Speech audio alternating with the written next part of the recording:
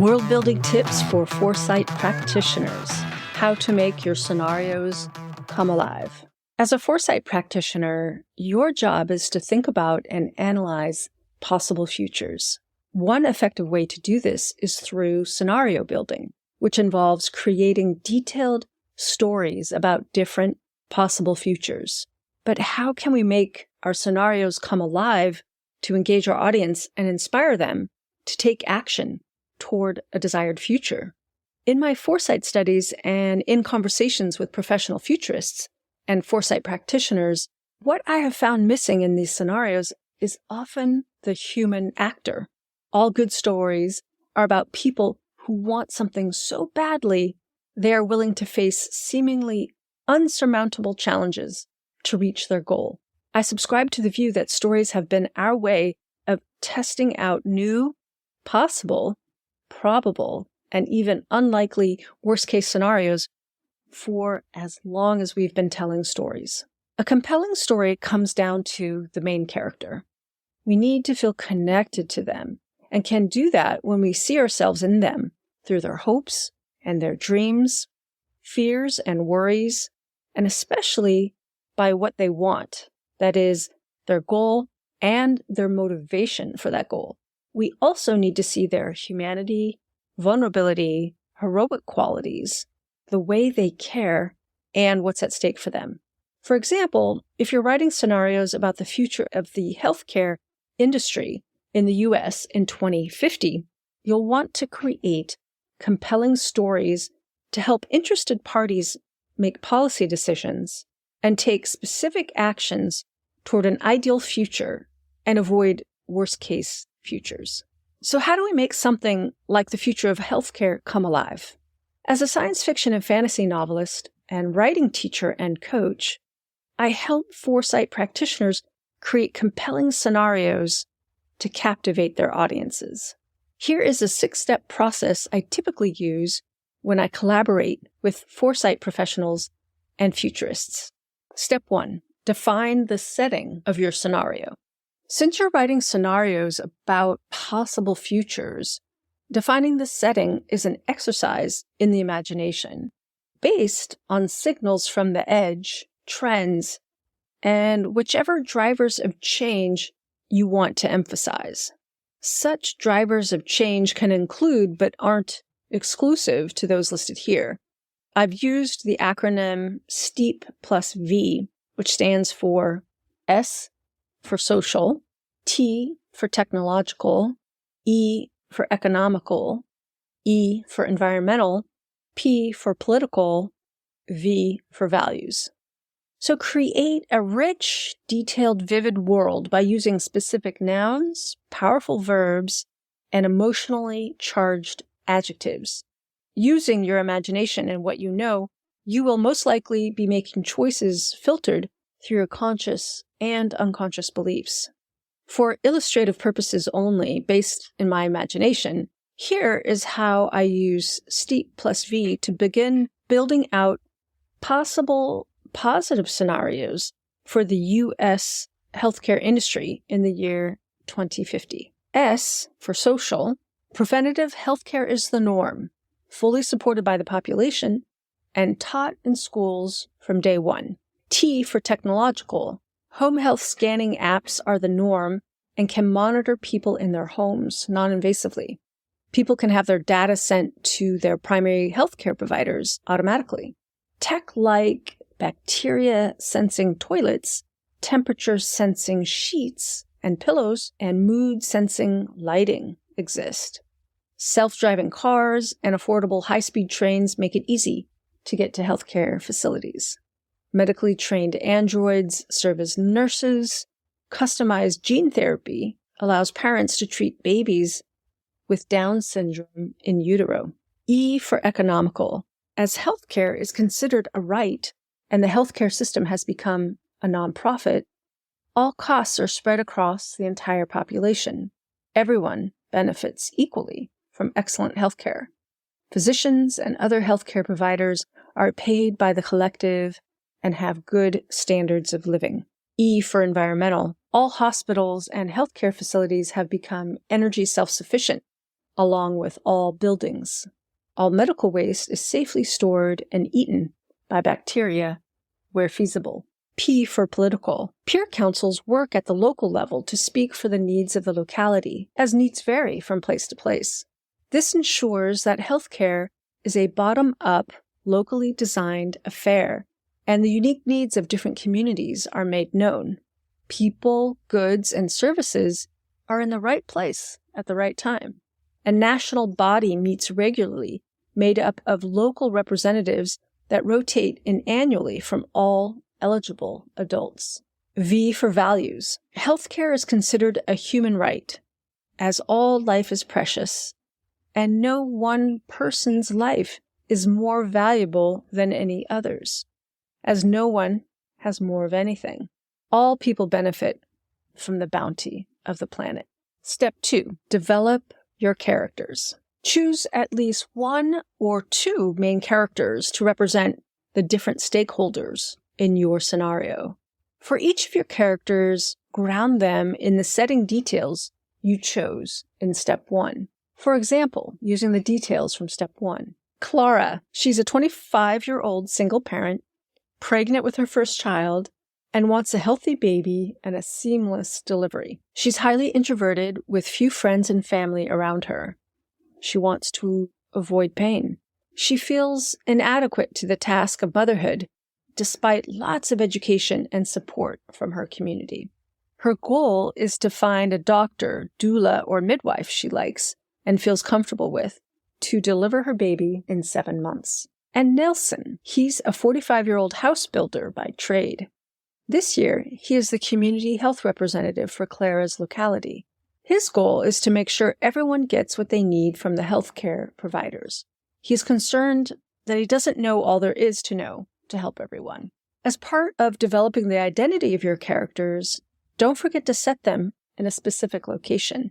Are they living in a big city or a small town? Do they live in a location that is threatened by an outside threat?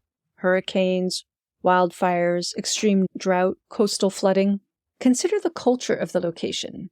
Red, blue, or purple politics, traditional or modern, a place of isolation or a place where everyone is moving to escape climate change? What do people do there for fun?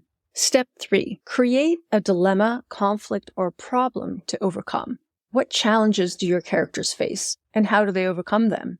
Again, use your imagination. It's the year 2050. Are your characters facing the same challenges they face today? Or are there different challenges 30 years from now?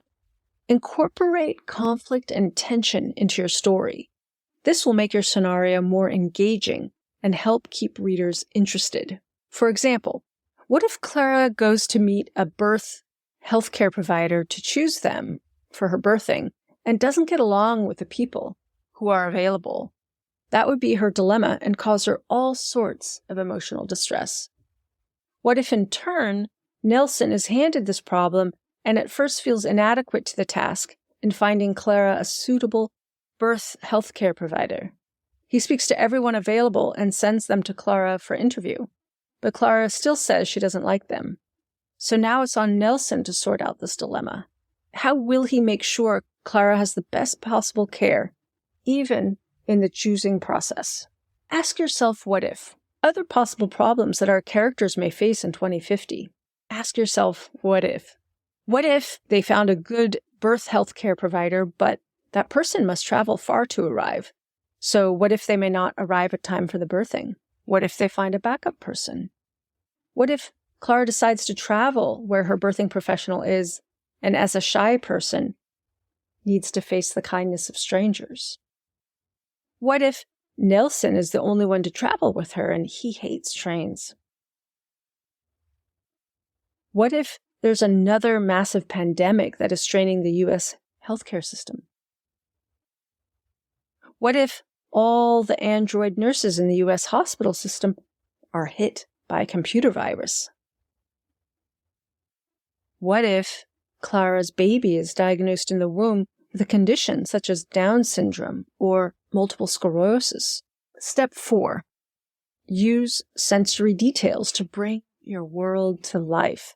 This could include descriptions of sights, sounds, smells, and other sensory experiences from your characters' perspectives that helps your reader feel like they are immersed in your scenario. For example, Clara loves food, and being pregnant heightens her sense of smell and taste, leading to intense reactions in her environment and towards people. One of the reasons she rejects the healthcare professionals she meets is their smell. She can also be touch sensitive and only tolerates being physically close to those she knows. She may also only tolerate certain fabrics on her body. For Nelson, he's a tactile person and finds he can trust someone with a handshake. He had a hand in designing and building the healthcare facilities in his area, so that helps him feel comfortable in his role as community liaison. He likes earthy smells and prefers walking over any other means of transportation, so he can be closer to the earth and its sights and scents. Step 5. Use dialogue and action to add depth and realism to your characters. Dialogue and action show how your characters interact with each other and their environment.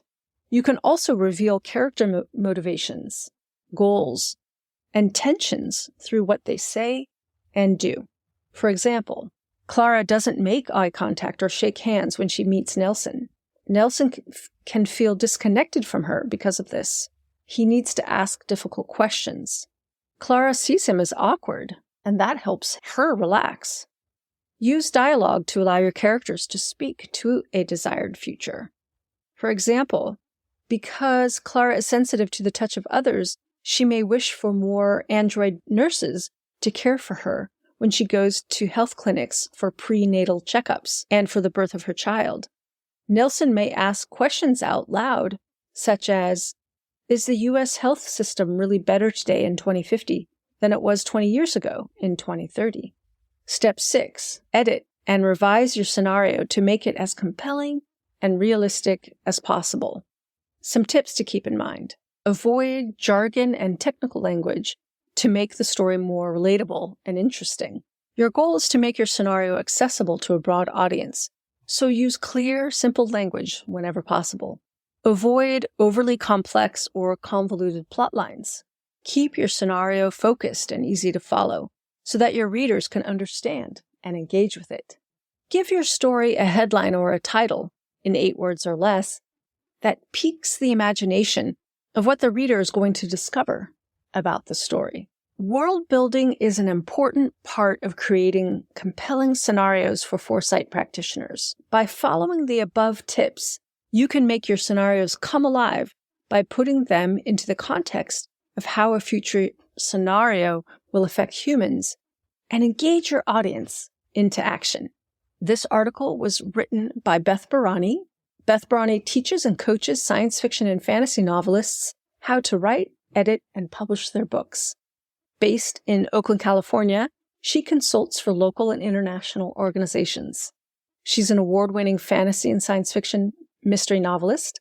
Her series include Henrietta the Dragonslayer trilogy and the Janie McAllister mystery series about a space station investigator. She's authored many resources for writers, including Plan Your Novel Like a Pro with her husband and thriller novelist Ezra Barany, and runs the podcast How to Write the Future. You can connect with Beth via LinkedIn or email her directly. You can visit her website, bethbarany.com.